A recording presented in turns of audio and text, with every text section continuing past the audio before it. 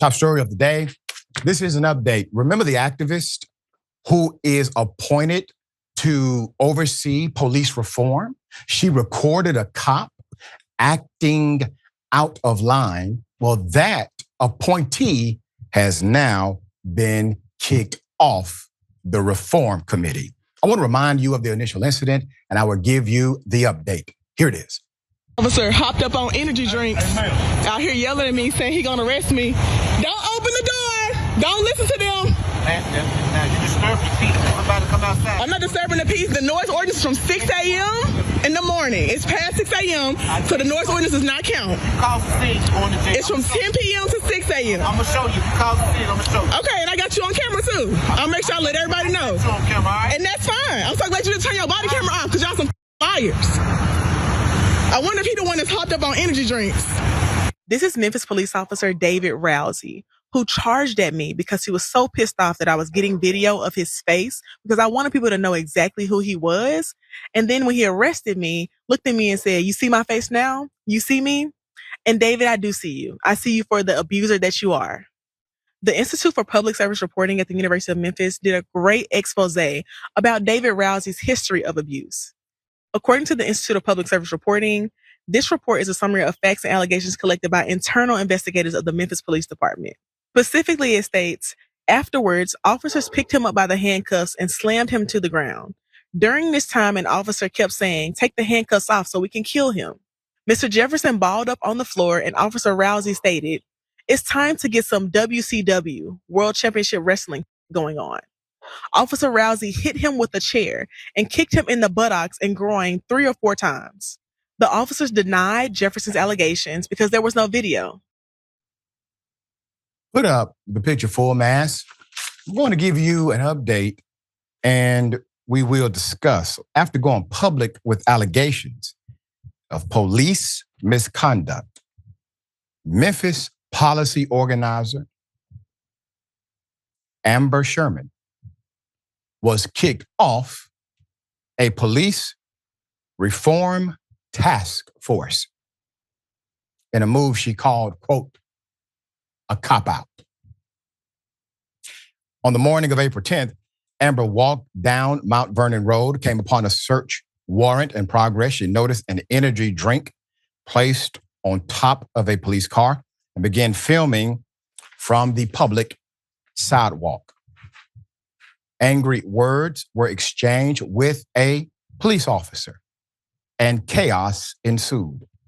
During her arrest, Sherman claimed an officer threatened her with mace, twisted her arm behind her back, and failed to read her Miranda rights. Atlanta Black Star previously reported this. So while in custody, she noticed an officer had removed his body camera, and it sent chills down her spine. After 17 hours, she was released on her own recognizance, simply means signature. But she would soon experience another blow. Sherman was swiftly terminated and relieved of her duties in the newly formed Integrity Policing Initiative, of which she had been an integral part since its inception 2 months ago. Sherman was swiftly terminated and relieved of her duties on the newly formed Integrity Police Initiative, of which she has been there for 2 months. Now, let's talk about how ironic it is that an individual who is placed on a police oversight board, whatever oversight that may be, a person in the community, this is how it is supposed to look. Those boards don't look like government. They look like neighborhood. And she is an integral part. That simply means that she is among the leaders of that group. They respect her. The community obviously respects her. So here's what the police or the powers that be that govern them have attempted to do. They have attempted to get rid of a voice aligned with advocacy for community. Even if you disagree with the advocacy, at least you have integrity and respect from neighborhoods and communities because you allow real voices at the table. But you took off. Quote, I wasn't surprised, she said. She told Atlanta Black Star, but the reason cited that she would no longer appear objective made her bristle. She believed it was just an excuse to avoid controversy. Quote, saying it couldn't be objective, I couldn't be objective while remaining on the task force wasn't true, because I've been working with the current mayor's administration for almost 2 years now on police reforms, she explained. In fact, a data transparency project she facilitated for the police department just came to fruition last week. It's a groundbreaking daily updated dashboard of traffic stops made available online. She's doing real work that has real consequence and provides actual transparency for the community to trust the police.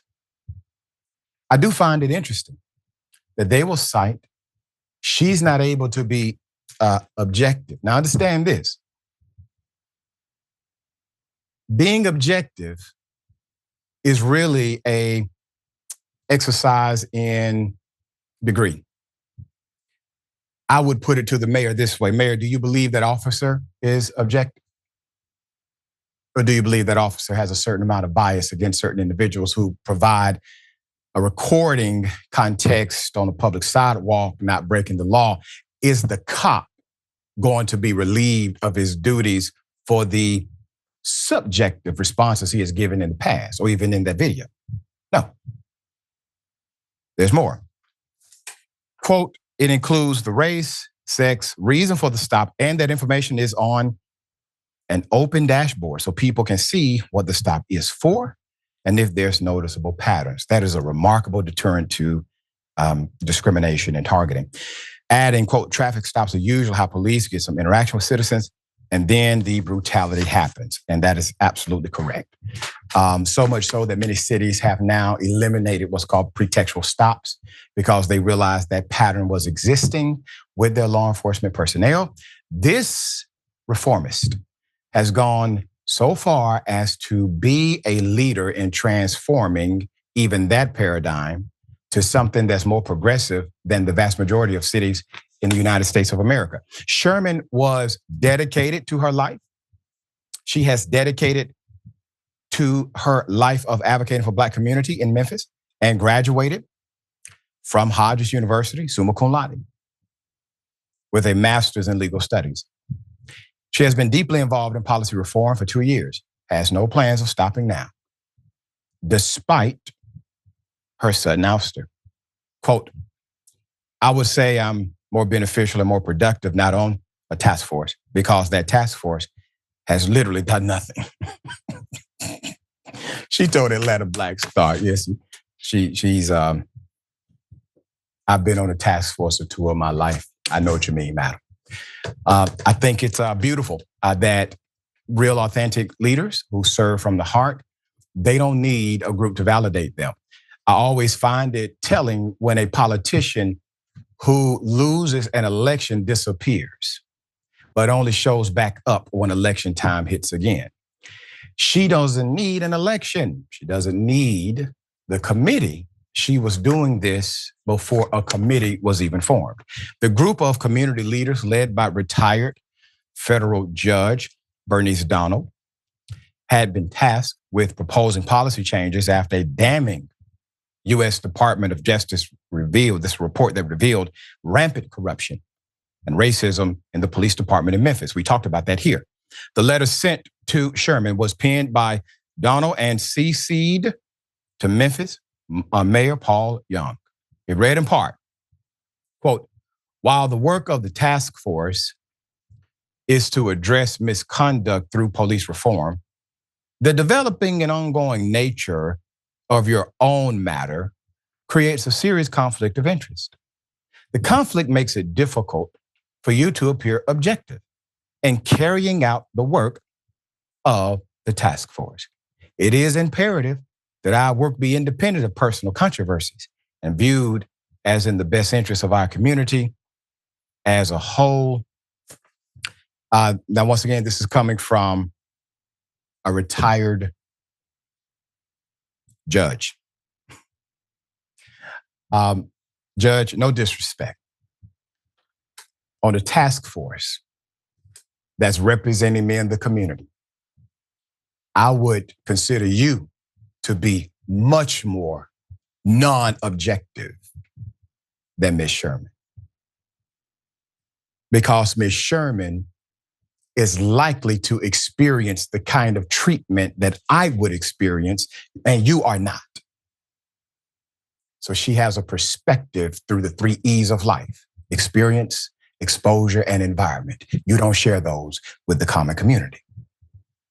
Now, you may say you do, but you don't.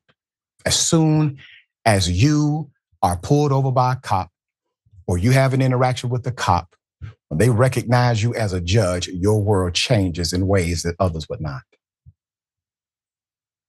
You're friendly to them. Sherman does not plan to appeal. Quote, I feel like it was a cop-out. My talents will be more effective elsewhere. You're absolutely correct. All right, dear brother, thoughts here? Well, there's always that question of who watches the watchers. In this case, it was Amber Sherman who watches the watchers. And guess what? The watchers fired her as soon as she started watching them. That's how that works.